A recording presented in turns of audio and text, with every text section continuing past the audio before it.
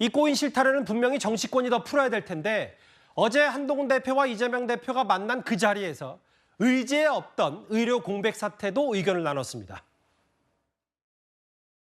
지금 우리 쪽에서는 2026년 정원에 대해서는 조금 논의를 유예하고 의정 간에 좀 대화를 해보자 하는 안을 제시를 했는데 민주당에서는 사실상 2026년도 이후에 대해서는 어떻게 하는가에 대해서 안이 있으시냐 물어보니까 우리는 대안이 없다 그렇게 말씀을 하시더라고요.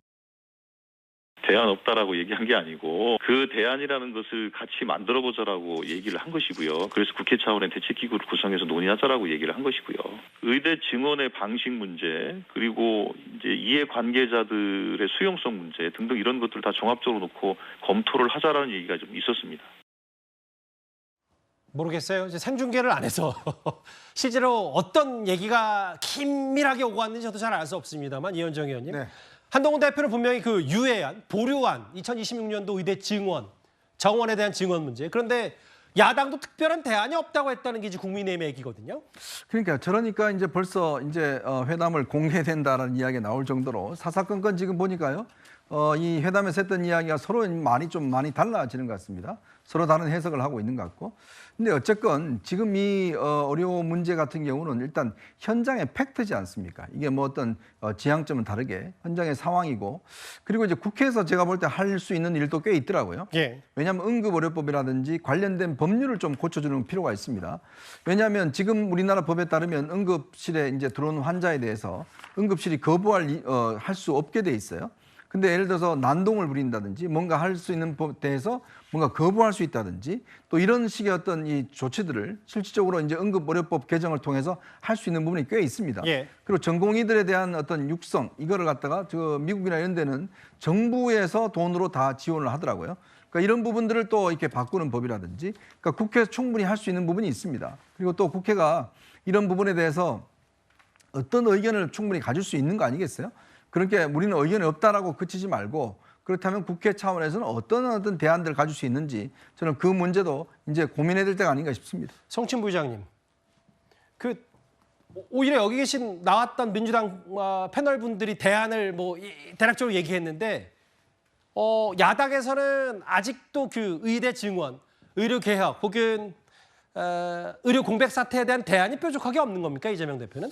그러니까 조승래 수석 대변인도 말씀을 하셨지만 대안이라는 것을 만들기 위해 지금 국회 뭐 민주당은 이렇게 하자 그러면은 2026년부터는 뭐 1,000명 하자 이렇게 내놓는 것이 지금 사실상 테이블을 떠나버린 의사협회들 의사들을 끌어들일 수 있는 방법이 아니라는 거죠. 예. 지금 우리가 어떤 수치를 제안하기보다는 그래서 이재명 대표가 한동훈 대표의 제안에 대해서 오케이를 한 것이 2026년은 일단 유예하자. 예. 유예를 하고 일단 테이블 위로 의사들을 불러들여야 된다라는 그 취지에 공감한 건 아니겠습니까? 지금 여야가 같이 모여서 뭐 지금 명수 어떻게 할 것인지 논의를 해봐야 어차피 답은 나오지 않습니다. 혹시나 그럼 의사들을 어떻게 설득한 것이냐는 대안을 물어보는 것이라면은 예. 사실상 일단 테이블에 앉혀야죠. 테이블에 앉히지 않고 지금 아까 앵커께서 말씀하신 것처럼 대한민국을 떠날 생각을 하고 있지 않습니까? 그런 사람들을 어떻게든 붙잡기 위해서는 일단 멈춰놓고 일단 2025년 이건 1,500원면 건드릴 수 없습니다. 그렇기 때문에 2026년 유예하고 그 이후에 대해서는 같이 테이블에 앉아서 민주당도 할 수 있는 건 역할을 하겠다. 뭐 이현정 패널께서도 말씀하셨지만 사실상 이거는 의대 증원 관련 문제는 행정부의 권한이기 때문에 입법부에서도 뭐 다양한 법안들을 통해서 보완은 할 수 있으나 예. 결국 그 숫자에 관련돼서는 행정부와 그리고 그 의료협회 그 의사들이 같이 테이블에 앉히는 것 일단 그게 시작이 되어야 되는 건데 그 과정 속에서는 민주당도 함께하겠다. 다만 그 이후의 숫자에 대해서는 우리가 뭐 내놓는 건 부적절하다. 그 차원에서 말씀드린 거를 다시 한번 강조합니다. 참 어렵습니다 이거. 앞으로 추석 전후로 또 응급상황이 어떤 일이 벌어질지 몰라서 여러 가지 걱정과 불안감은 앞설 수밖에 없는데요. 저희가 지난 주말 전해드렸던 뉴스탑10에서 친윤 친한 할 것 없이 보건복지부 장관 앞에서 국민의 면천에 한 명이라도 사망하면 어떨 거냐. 정책은 이겼지만 정치는 실패했다. 왜 500명 줄였냐 2,000명 절대 불변이라더니 여러 성토의 자리. 정부 대응에 대해서 개파 없이 국민의힘 사람들이 꽤 비판 소리를 높였다는 얘기 전해드렸었는데 강진애 변호사님. 네. 대통령은 단호하더라고요. 선거 없는 지금이 개혁하기 가장 좋은 시기다. 현장 상황, 대통령 현실 인식뿐만 아니라 대통령의 가치관 여러 공방거리가 되고 있어요. 국민의힘 내부에서 어떻게 보세요? 일단 시기에 대한 부분들은 많은 국민들께서도 동의하실 것이라고 생각합니다. 올해 총선이 끝났고 내년에는 선거가 없습니다. 그리고 26년에 지방선거가 있고 27년에 대선이 있거든요.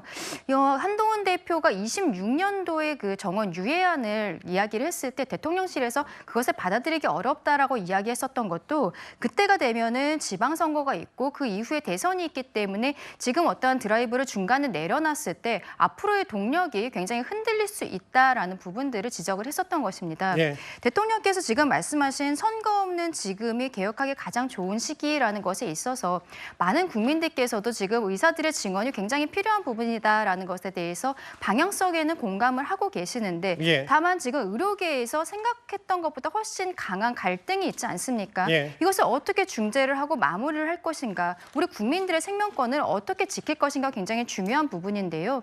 이 부분이 지금 정부에서 좀 국민들께서 보시기에 제대로 되지 않는 것으로 보이고 여야 간의 대표들이 이번에 회담을 했습니다만 거기에 대해서 속 시원한 답이 나오지 않은 것도 사실입니다. 예. 앞으로의 과정에 있어서 저는 지금 골든타임이 맞다라고 생각합니다. 정부와 여야가 모두 합쳐서 의료계와 대화할 수 있는 노력을 모두가 모든 채널을 열어놓고 진행을 해야 된다라고 생각합니다.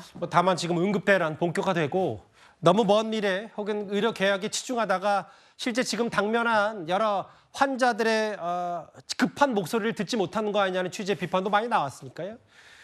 각 병원의 얘기, 지금 응급 상황 얘기와 어제 있었던 의제 없었던 의료 공백 사태에 대한 두 대표 얘기 차례로 만나봤습니다.